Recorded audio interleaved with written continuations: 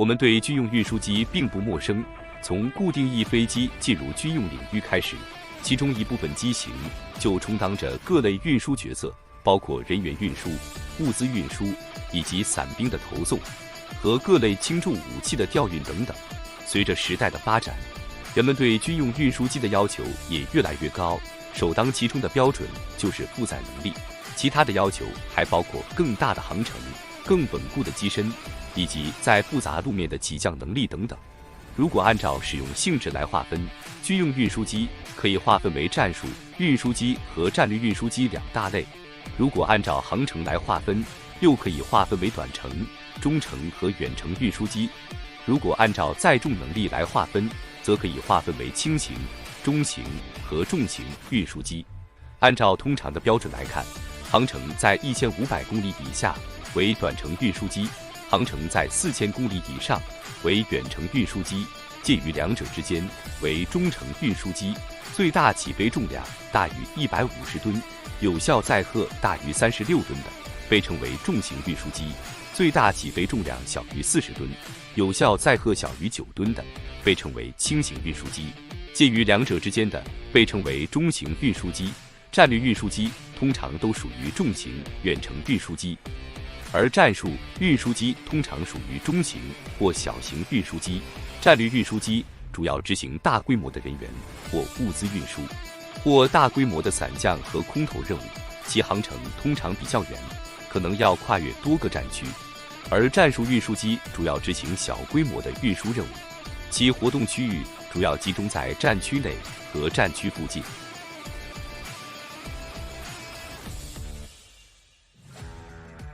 早期的军用运输机型主要由民用运输机改进而来，也有部分机型是从民用客机以及军用轰炸机改造而来。随着时代的发展，更多专门的军用运输机型相继诞生。比较典型的代表机型大多来自美国和苏联。在20世纪50年代，美国研制了 C-130大力神运输机，其定位是一款中型多用途战术运输机。其发动机由活塞式转换为涡轮轴发动机，在性能上得到了显著的提升。C-130系列也成为美国战术空运的核心力量，并沿用至今。到了20世纪60年代，涡扇发动机开始得到广泛的采用。这一时期，美国的代表型号是由洛克希德公司研制的 C-141星式战略运输机。C-141B 型的最大起飞重量接近150吨。载重超过30吨。由于采用了涡扇引擎，星式运输机与同级别的螺旋桨飞机相比，具备一定的速度优势。彼时的苏联则成功研制了安-22安泰战略运输机，该机型是迄今为止世界上最大的涡轮螺旋桨军用运输机，最大起飞重量达到250吨，载重高达80吨。到了20世纪70年代，美国投入使用了 C-5银河大型战略运输机，其最大起飞重量接近380吨，而苏联则推出了伊尔76型战略运输机，其最大起飞重量在170吨左右。进入20世纪80年代后，苏联研发了安70运输机，最大起飞重量在145吨左右，而后又推出了安124远程战略运输机，最大起飞重量在400吨左右，载重在150吨左右。紧随其后的是安225超大型运输机，最大起飞重量超过640吨，承重在250吨左右，是目前世界上机身最长、载重能力最强的固定翼飞机。同时代的美国则研发了 C-17环球霸王3型运输机，最大起飞重量在265吨左右。由此，美式和苏式各类重要的运输机型已经定型。到了20世纪90年代，欧洲多国联合推出了 A400M 型战术运输机，最大起飞重量在110吨以上，最大载重在32吨左右。虽然是一款战术运输机，但是凭借其优秀的综合性能，突破了美式和苏式运输机的垄断局面。我国在军用运输机领域的发展是相对滞后的。早期的各类运输机型主要来自苏联，或在苏联机型的基础上进行了一些独立的研发，但是在性能上与世界主流机型的差距较大。虽然相对滞后，但是从未停止前进，在不断的探索以及吸取先进经验之后，我国最终在进入21世纪之后，迎来了军用运输机领域的重大发展。这就是我国的约20远程重型战略轰炸机，最大起飞重量一举达到220吨，载重能力在66吨左右。约20的出现打破了美式和苏式运输机在战略机型领域的垄断，可谓不鸣则已，一鸣惊人。下面就让我们以动力、负载能力和航电水平等要素为参考，来一同走进我国的约20重型战略运输机。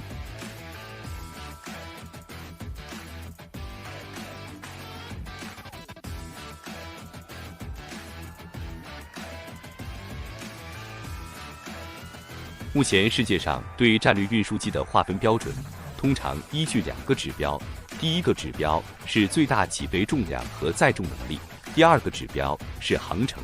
战略运输机的最大起飞重量通常在150吨以上，有效载荷在36吨以上，航程在5000公里以上。在此标准以下的，通常被划分为战术运输机。目前世界上现役的军用运输机型中，能够达到战略运输机标准的，包括美国的 C5 银河运输机、C5M 超级银河运输机、C17 环球霸王3型运输机、苏联的伊尔76运输机、I-124运输机、R225运输机，以及我国的约20运输机。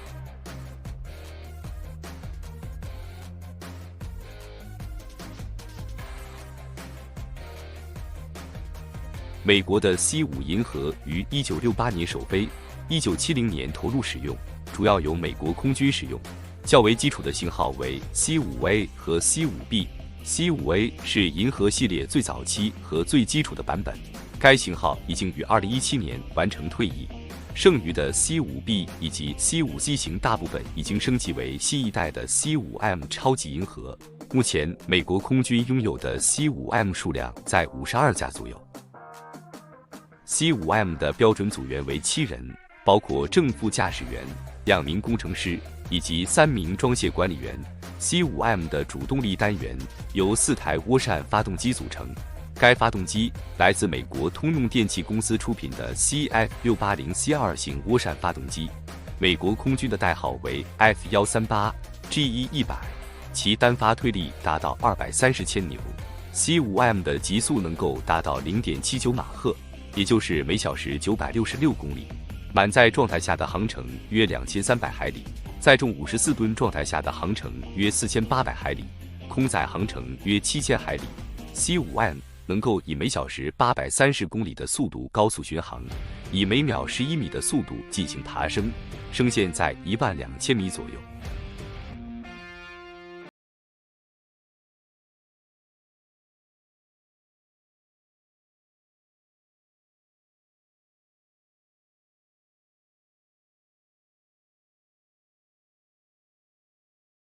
于1991年首飞，1995年投入使用，主要用户包括美国、英国、澳大利亚、加拿大、科威特、卡塔尔、阿联酋、印度以及部分北约国家。C17是目前美国空军耗时最久的飞机研制项目，其耗费的资金也是美国军用运输机型之最。C17的生产线已经于2015年关闭，其总产量为279架。其中，美国空军独占223架。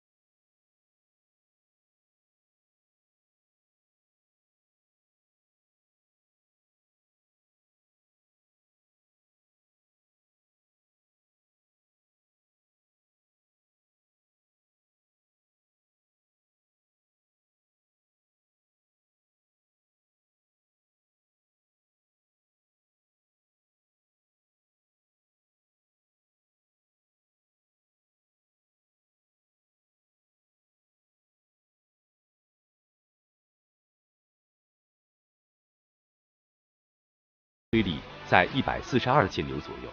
，1276的极速能够达到0.82马赫，也就是每小时1000公里左右，接近满载状态下的航程约2400海里，空载航程约5000海里。1276的升限在13000米左右。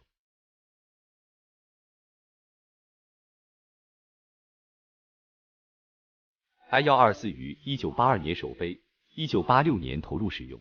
其军用版本的使用者为俄罗斯空军。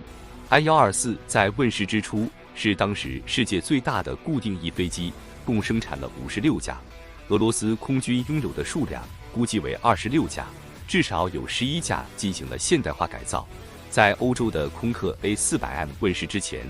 北约曾一度租赁了数架 I-124运输机，以满足位于欧洲的北约成员国在战略运输领域的需求。这批 I-124均属于民用版，来自乌克兰安托诺夫航空公司以及俄罗斯伏尔加蒂涅伯航空公司。I-124还被用于美国宇宙神5型运载火箭的组件运输等等。I-124的标准组员为8人，包括正副驾驶员、2名工程师、1名通讯员以及2名装卸管理员。I-124的主动力单元由4台涡扇发动机组成，该发动机由乌克兰伊夫琴科进步设计局研发，代号 D18T， 单发推力在229千牛左右。I-124的极速在 0.7 马赫左右，也就是每小时865公里，满载航程约2000海里，空载航程约7600海里。I-124的升限在12000米左右。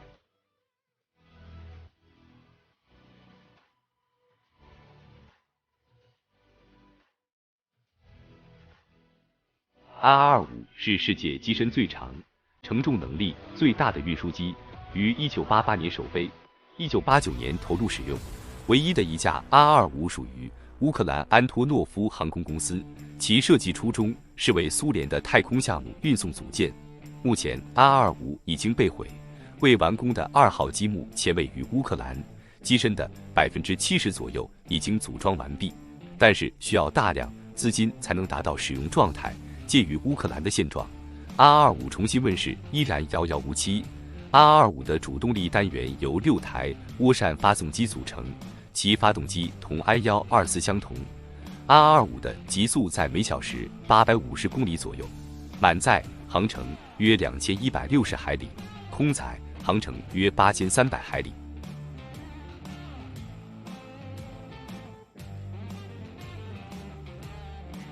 我国的运20于2013年首飞，2016年投入使用，是目前我国空军最大的固定翼机型，标准组员3人，主动力单元由4台涡扇发动机组成。目前较为先进的动力选择是由我国自主研发的涡扇20大涵道比涡轮风扇发动机，配备了全权数位发动机控制系统，单发推力在140到160千牛左右。运20的极速在 0.75 马赫左右，也就是每小时918公里，满载航程约2500海里，最大航程约5400海里。比较而言，我国涡扇20的动力水平略强于改进型的1276，与其他几款战略机型相比，还存在一定的差距，但是在极速和航程表现上毫不逊色于其他机型。我国涡扇20的单发推力已经可以超越1276，如果单发推力可以达到160千牛，那么我们完全有信心在不久的未来拥有更大推力的国产引擎。这也意味着我们能够拥有体型更大的战略机型。从体积上看，我国的运20比1276略大，小于美国的 C17， 俄罗斯的 I-124与美国的 C5M 最大。目前，美国 C17 运输机的单发推力在180千牛左右 ，C5M 和 I-124的单发推力均在230千牛左右。作为战略运输机最核心的单元，发动机的性能几乎决定了该机型所有核心指标。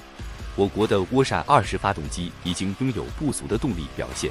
随着我国在航空发动机领域的进步，运20的动力性能将得到稳步的提升。其综合性能也将得到进一步增强。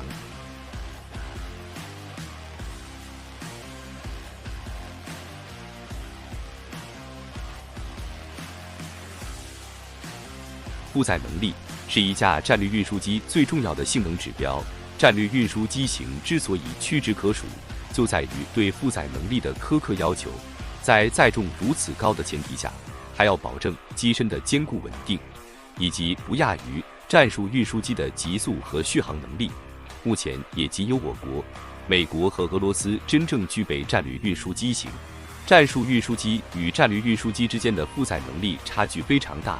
我们以战术运输机中体型和载重能力较大的日本 C2 运输机为例， C2 的长度近44米，翼展约45米，高度约14米。相比之下，我国约20的长度为47米，翼展约45米，高度约15米。两者的外部机身大小几乎相同。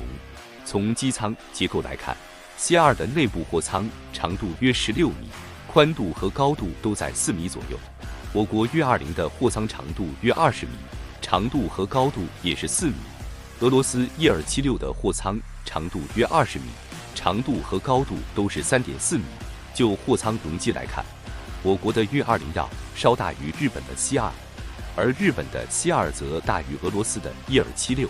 但是从负载能力上看，战术运输机和战略运输机的差距便一目了然。日本 C2 的最大载重仅为37.6吨。这一水平与欧洲的空客 A400M 相当，远大于美国 C130 运输机的20吨。即便如此，日本 C2 的负载能力依然远不及战略运输机型。俄罗斯伊尔76的负载能力为60吨，我国约20的负载能力为66吨。伊尔76是日本 C2 运输机负载能力的近1.6倍，约20的负载能力是 C2 的1.75倍。由此可见，战略运输机的运载能力之强。在世界各大战略运输机型中，运力最强的是俄罗斯的 I-124以及美国的 C5M 超级银河，两者的负载能力分别达到150吨和近130吨。I-124的货舱长度达到36米，宽度为6.4米，高度为4.4米。C5M 的货舱长度达到37米，宽度约5.8米，高度约4.1米。两者均可以运载包括主战坦克在内的重型装甲单元。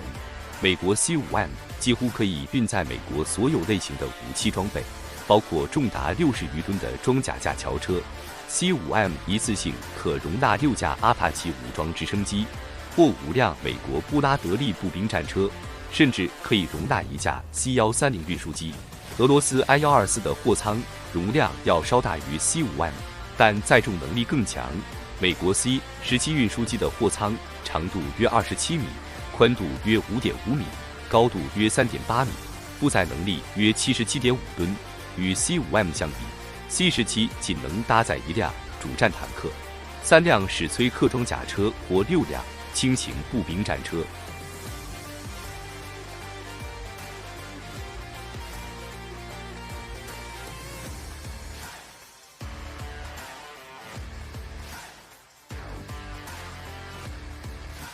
比较而言，我国约20的运载能力属于战略运输机中的中等水平，也可以搭载主战坦克等重型装甲单元，在负载能力和货舱利用率上要强于俄罗斯的伊尔76，与美国的 C-17接近。从数量上看，美国拥有的战略运输机数量遥遥领先。美国空军目前拥有50余架 C5M 超级银河，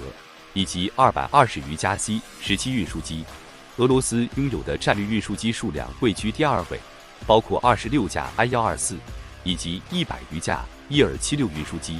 我国约20的数量估计在40架以上，虽然数量相对较少，